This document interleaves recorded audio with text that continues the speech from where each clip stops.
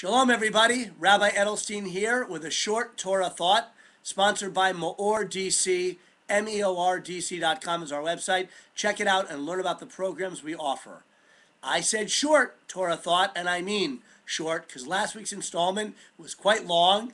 Thank you if you watched it for tuning in, and if you didn't because it was too long, this one will be shorter, and I hope sweet. This week's Torah portion is Balak in the Book of Bamidbar, Book of Numbers. Very, very fascinating portion. It features the person known as Bilaam, a very unsavory character, a non-Jewish person to whom God gave, really I should say lent, the gift of prophecy. And Bilaam is called upon by Balak, the Moabite king, to curse the Jewish people who are poised to enter the land of Canaan, the land of Israel.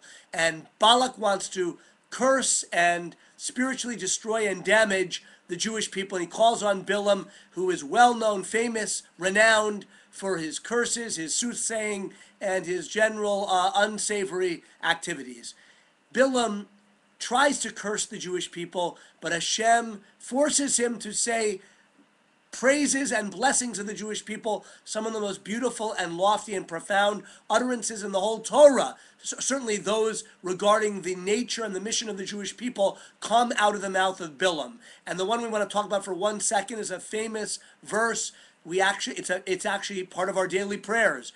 Before we begin the service, actually before a person enters the synagogue or the sanctuary in the morning, they utter these words, Ma tovu oalecha Yaakov, mishkanosecha Yisrael. How good are your tents, O Israel, Jacob. How good are your tents, O Jacob, your dwelling place is Israel. Bilaam, this unholy prophet trying to curse the Jewish people, is viewing the encampment of the Jewish people in the desert from above, and he sees the tents and the organization of the whole encampment, and he utters those words, how good are your tents, O Jacob, your dwelling places, O Israel.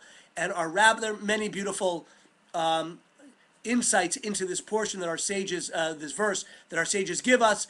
But the Talmud says Bilaam was referring to tents and dwelling places, the synagogues, the study halls and the synagogues of the Jewish people. How good are your tents, the tents of Torah study, and your dwelling places, synagogues where the temple, and afterwards the synagogues where the divine presence rests when Jews come together to pray. And our rabbis say he wanted to, by the words he said, that came out as blessings, we see what his real intention was, to curse them. He wanted to try to put a curse that there should be no more tents of Torah study and tents of prayer, but it came out an expression of how good doesn't just mean that they're good, but that they're eternal, that they'll last forever. The tents of Torah study and the tents of and the houses of prayer, those are the source of the spiritual strength of the Jewish people. Torah study purifies the mind, gives us the correct way to understand the world.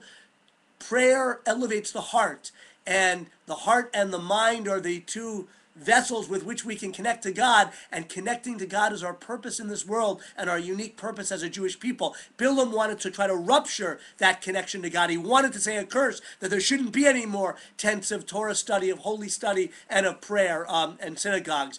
And instead it came out, how good are your tents, O Jacob, your dwelling places, O Israel. And another thing that Rashi brings, the great commentator Rashi, that the Talmud says, is he also noticed when he actually looked at the physical tents of the Jewish people in the desert, that when he said, how good are your tents, he didn't mean the material or the structure. I'm sure the material was fine.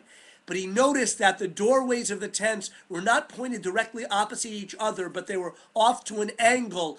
In other words, each home had a sense of privacy and modesty. They weren't set up so that you could peek directly into your neighbor's home. So we see actually another pillar of Jewish sanctity, of our connection to God, the tzniut, the modesty of the Jewish home, the holiness that permeates the Jewish home.